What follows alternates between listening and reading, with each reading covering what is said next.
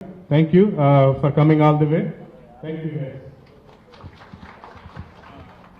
ప్రతి సినిమాకి interval bank లాగానే మీ కార్యక్రమానికి మనం వెళ్లే ముందు దాసరి రాము గారు గుంటూరు ఆయన పేరు చెప్తే తెలియని వాళ్ళు ఈ తెలుగు రాష్ట్రాల్లో ఎవరు ఉంటారంటే అతిశయోక్తి కాదేమో. ఎందుకంటే ఆయన రీచ్ ఒక తెలుగు రాష్ట్రాలే కాదు, తెలుగు వాళ్ళు ఉన్నటువంటి కర్ణాటక, తమిళనాడు, కేరళ, అలాగే ఇంకెక్కడైనా ఉన్నా కూడా ఆయన ఉంటాడు.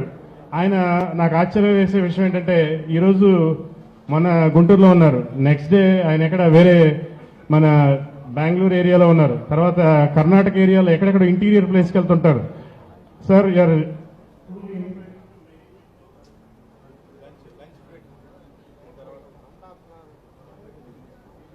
ఎందుకంటే మీలాంటి వాళ్ళు ఎంతో అవసరం ఈ ఆప్తులకి.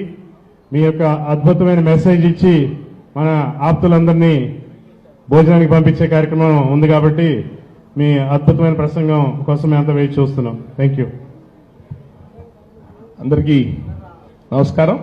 ముందు ఈరోజు ఇక్కడ ఆప్తా సంబంధించిన ఈ మంచి కార్యక్రమం జరుగుతుంది, మీ అందరం వస్తున్నాము అని చెప్తే నగరంలో మన బంధన్ నగరంలోని పెద్దలు మన చోటిశెట్టి బాలాజీ గారు అడ్వకేట్, ఒకసారి దయచేసి పెద్దలు, స్థానిక పెద్దలు, కృష్ణ గారు, అయ్యా మీరు, సుజయ్ గబ్బర్ గారు, ప్లీజ్, లాయర్ గారు, ఒకసారి బ్రదర్ మీరు కూడా స్థానికంగా ఉన్న వాళ్ళు మీరు దయచేసి ఒకసారి కనపడితే బాగుంటుంది.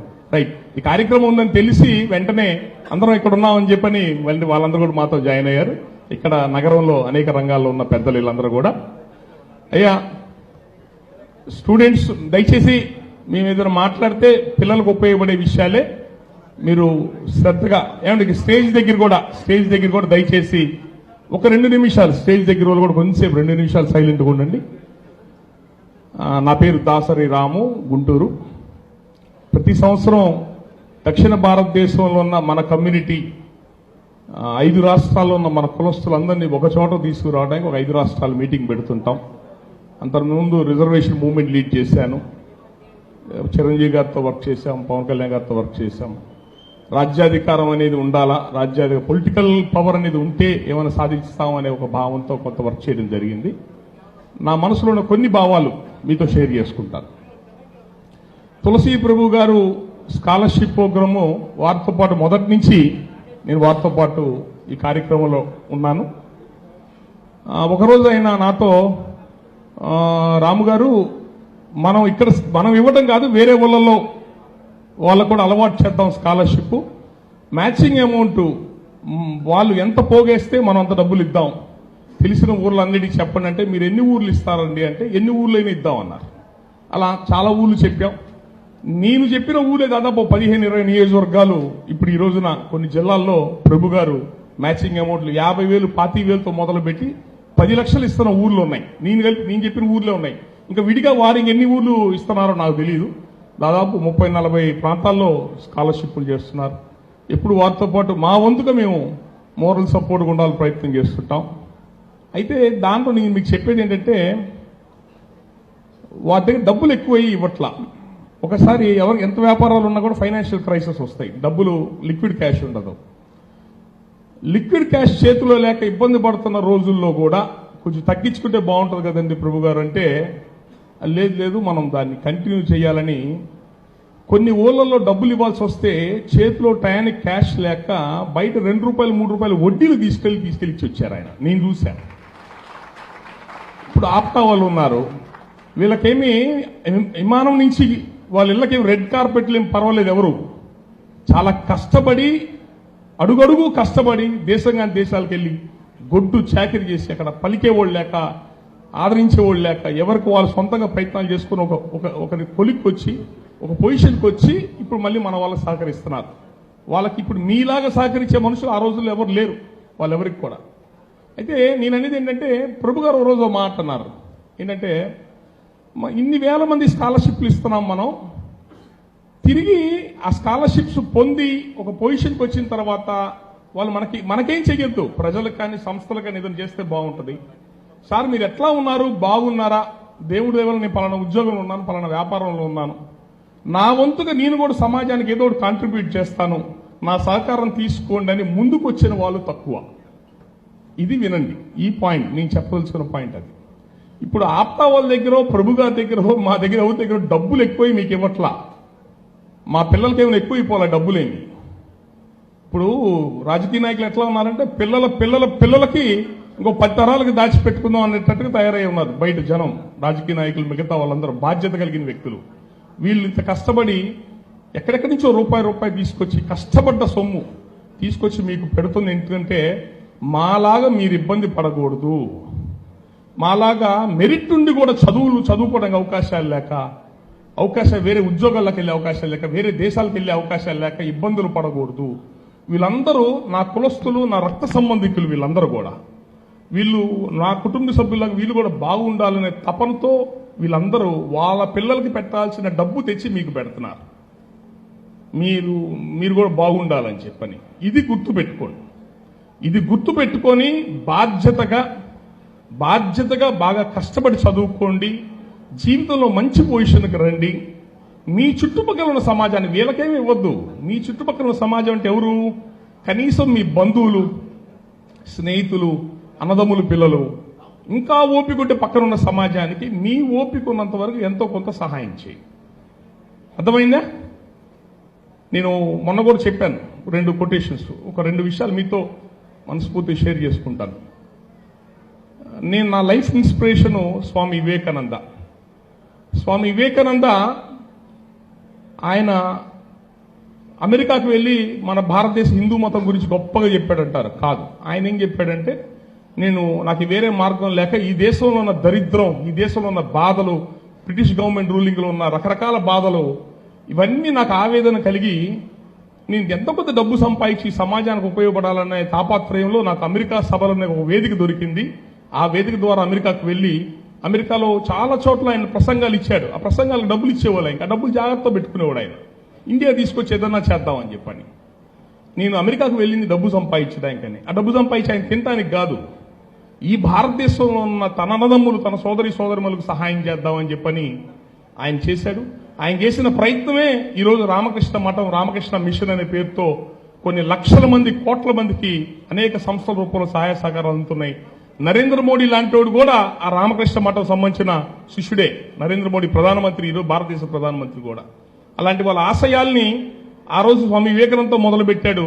ఈ రోజున ఆప్తా సంస్థలు వీళ్ళు అట్లాగే కష్టపడి దేశంగాని దేశాలకు వెళ్లి బతకడం కోసం వెళ్లి వాళ్ళు బతకడమే కాకుండా మనతో పాటు ఉన్న సమాజం కూడా బతకాలని చెప్పని కష్టపడి, ఇంత తాపత్రయపడి, ఆ కష్టపడ్డ ప్రతి రూపాయలు కొంత తీసుకొచ్చి మనకున్న మన పిల్లలు కూడా బాగు చేయాలని చెప్పని వాళ్ళు ప్రయత్నం చేస్తున్నారు. చాలా మంది వివేకానంద అమెరికాకి వెళ్ళాడు, సభలో చెప్పాడు, చప్పట్లు కొట్టారు జనాలు అంటారు. ఆ అమెరికాకి వెళ్ళక ముందు తను ఏం చెయ్యాలా ఈ సమాజానికి, దేశం కోసమని భారతదేశం అంతా నడిచి తిరిగాడు. 4 రోజులు 5 రోజులు అన్నం తినకున్న రోజులు చాలా ఉన్నాయి. ఆయన దాదాపు 39 ఏళ్ల వయసుకి చనిపోయాడు. ఇంత బాడీ ఎగ్జాస్ట్ అయిపోయి చనిపోయాడు. 39 ఏళ్ళకి మంచి బాడీ బిల్డర్ ఆయన. ఈ దేశం కోసం ఎంతో కొంత చేయాలని తాపత్రయపడి. అంటే ఆయన చెప్తుంటాడు, they alone live who live for others remaining are dead rather than alive అని. ఇతరుల కోసం జీవించే వాళ్ళే నిజంగా బ్రతుకుతున్నట్టు, తమ కోసం, తమ పొట్ట కోసం, తమ సుఖం కోసం బతికేవాడు వాడు బతుకున్న చచ్చిపోయినోడితో సమానం అంటాడు ఆయన. ఇప్పుడు మీ ఇల్లు ఉంది, మీ పక్కన ఇల్లు ఉంది, వాడింటో దొంగలు పడ్డారని దొంగ నడుస్తే నువ్వు రాలేదనుకో టయానికి, నువ్వు ఉంటేనే పోతేంది వాడికి. ఆ టైంకి సహాయం చేయాలి కదా. అది దయచేసి అది గుర్తుపెట్టుకోండి.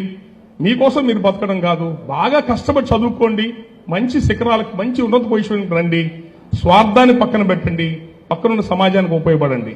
అబ్దుల్ కలాం గారు చెప్తారు, look up, aim high, small aim is a crime అంటాడు. పైకి చూడండి, ఉన్నత ఆశయాలు పెట్టుకోండి, ఆ ఉన్నత ఆశయాలు సాధించుకోవడానికి ప్రయత్నం చేయండి.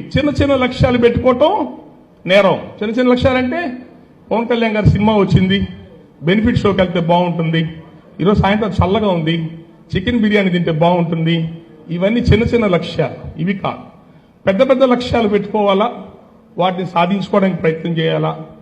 మీరు ఆ లక్ష్యాన్ని సాధించి మీ చుట్టుపక్కల ఉన్న సమాజానికి ఉపయోగపడాలా. ఈ జాతి, ఈ కాపు అనే తెలగ, బలిజ, కాపు అనే జాతి దక్షిణ భారతదేశం మొత్తం విస్తరించింది. ఇందాక ప్రభు గారు మాట అన్నారు, మా తాతల గురించి చెప్పండి, అరగంట పట్టుద్దని. తాతల గురించి చెప్పాలి. మా తాత మా ముత్తాతలు సౌత్ ఇండియాలో మొట్టమొదట మైనింగ్ వ్యాపారాలు చేసిన వాళ్ళు. మొట్టమొదట 1902లో మైనింగ్ వ్యాపారాలు చేశారు.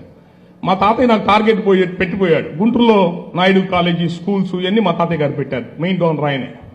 అరే నేను ఇవి చేశాను, నువ్వేం చేస్తావు చెయ్యరా అన్నాడు. నాకు టార్గెట్ పెట్టి వెళ్ళాడు.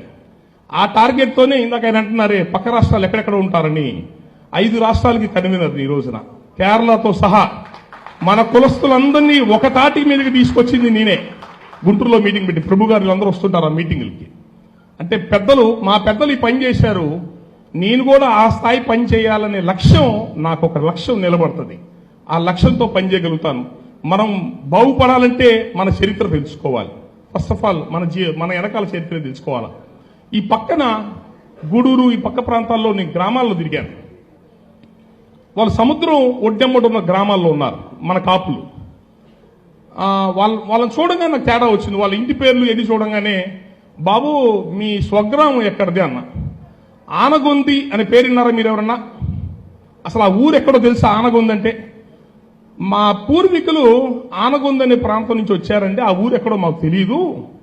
ఇక్కడికి వచ్చాము, సముద్రం మీద నుంచి వ్యాపారాలు చేసేటప్పుడు ఇక్కడ కొంత మా వాళ్ళు ఇక్కడ ఉండిపోయారంట అని. ఆనగొంది అంటే హంపి విజయనగర సామ్రాజ్యం, విజయనగర సామ్రాజ్యం క్యాపిటల్ హంపి పక్కన ఉంటుంది ఆనగొంది అని. విజయనగర సామ్రాజ్యం కుప్పకూలిపోయిన తర్వాత ముస్లింస్ దండయాత్రలో పారిపోయి వచ్చేసారు ఈ ప్రాంతాలకు. ఈ ప్రాంతాల చుట్టుపక్కల చాలా మంది విజయనగర సామ్రాజ్యం నుంచి వచ్చి బతుకుతున్న ఉన్నారు. ఆ విజయనగర సామ్రాజ్యం, ఈ కాపులు, కృష్ణదేవరాయలు, రామరాయలు, వీళ్ళందరూ కూడా ఈ విజయనగర సామ్రాజ్యం చక్రవర్తులు. దక్షిణ భారతదేశాన్ని 225 సంవత్సరాలు ఏకఛత్రాధిపత్యంగా పరిపాలన చేసిన కులం. ఏంటి పరిపాలన చేసిన గొప్ప చెప్పట్లేదు దీన్ని మీకు.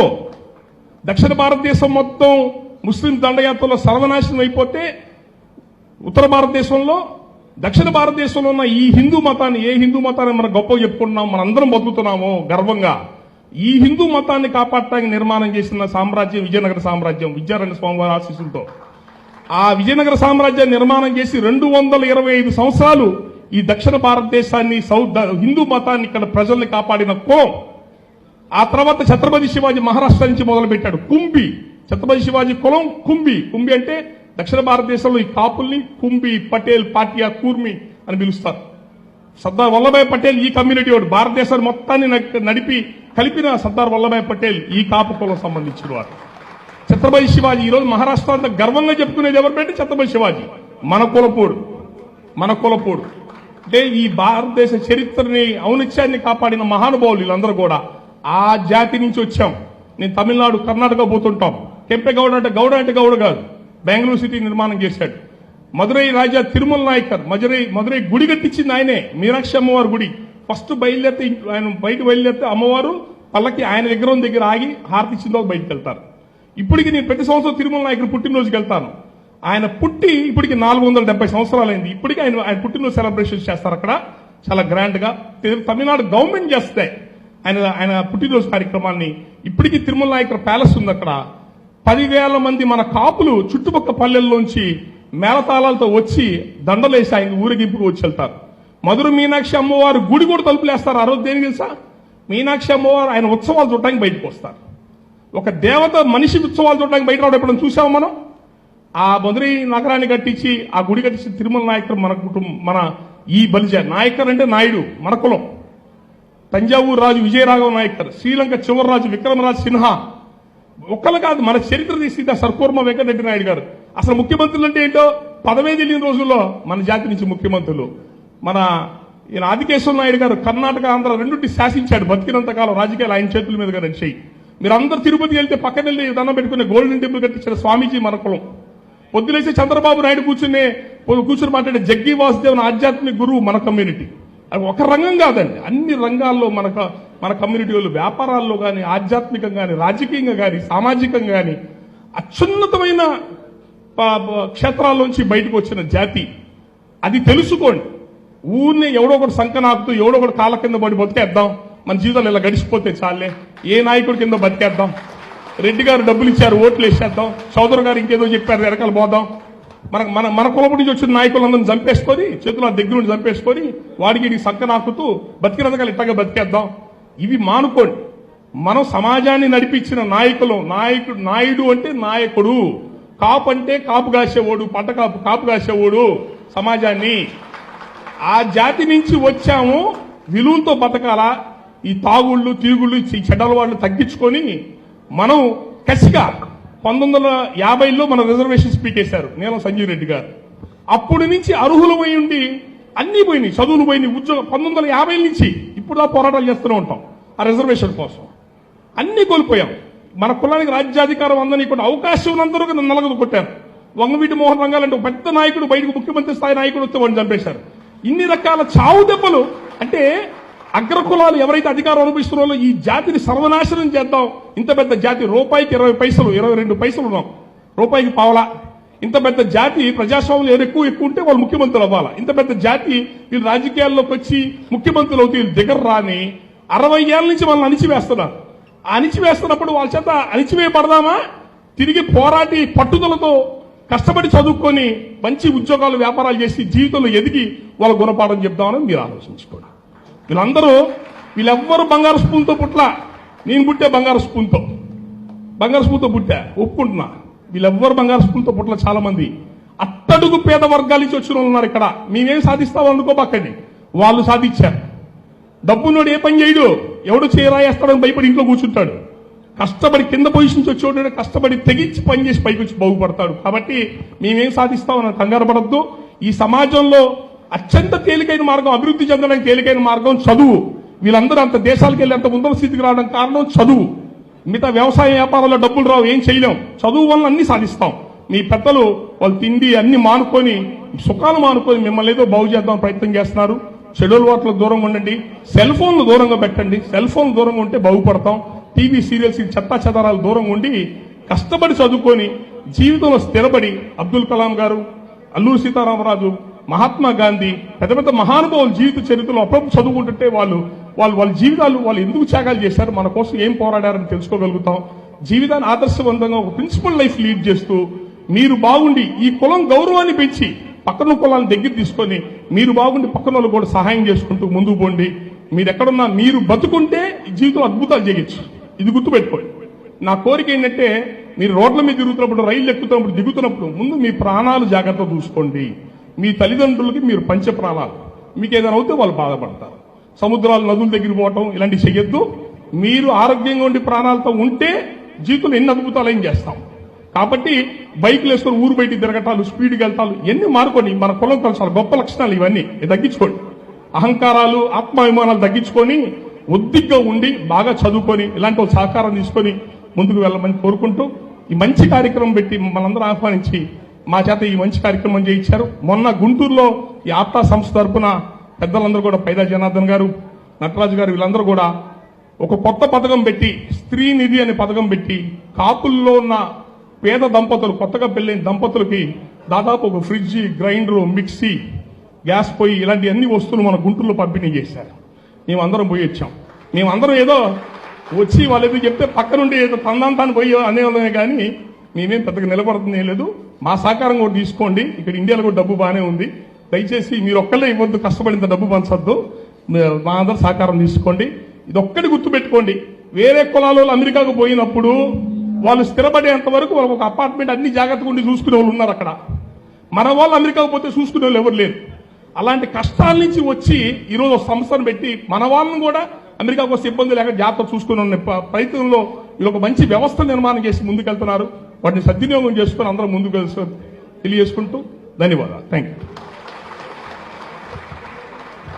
థ్యాంక్ యూ దాసరామ్ గారు. చెయ్యి కలుపు, చేజారద గెలుపు. రంగన్న, నువ్వు భౌతికంగా మా మధ్య లేకపోయినా నీ ఆశయాలు మాలో ఇంకా సజీవంగానే ఉన్నాయి. ప్రతి ఊర్లోనూ నీ విగ్రహాలు ఉన్నాయి. నీ ఆశయాలు ముందుకు తీసుకెళ్ళటానికి ఆప్తాలో ఉన్న ప్రతి ఒక్క ఆప్తుడి యొక్క గుండె చప్పుడు ఈ బడుగు బలహీన వర్గాల కోసం వాళ్ళని ముందుకు తీసుకెళ్ళడానికి ఆప్త ఇప్పుడు ముందుంటుంది. ఎన్నో బ్రహ్మాండమైన కార్యక్రమాలు తీసుకొస్తాం. దాసర్ రామ గారు చెప్పినట్టు ఆయన మొన్న ఆప్త స్త్రీధనం కార్యక్రమానికి ఆయన మన మిరియాల శ్రీనివాస్ గారు ఎంతో హెల్ప్ చేయడం జరిగింది. మన పెద్దలకి భోజన సమయం అవుతుంది కాబట్టి మీరు విద్యార్థులందరూ కూడా మీ భోజన కార్యక్రమాన్ని ఫినిష్ చేసుకుని మళ్ళీ బ్యాక్ వస్తే మనం ఈ స్కాలర్షిప్ పంపిణీ కార్యక్రమాన్ని కంటిన్యూ చేద్దామమ్మా. దయచేసి అందరూ తొక్కిసలాట లేకుండా కొద్దిమంది ముందు వెళ్తే మనం ఈ స్కాలర్షిప్ కార్యక్రమాన్ని కంటిన్యూ చేస్తూ కొంచెం పెద్దలకు అవకాశం ఇద్దాం. ముందు పిల్లలు ఎవరైనా సరే ఇక్కడ ఉంటే మేము స్కాలర్షిప్ కంటిన్యూ చేస్తూ మీ స్కాలర్షిప్స్ తీసుకున్న వాళ్ళంతా వెళ్లి భోజనానికి వెళ్ళదురు కానీ అలాగే మన వచ్చినటువంటి పెద్దలు ఎంతో దూరం నుంచి వచ్చారు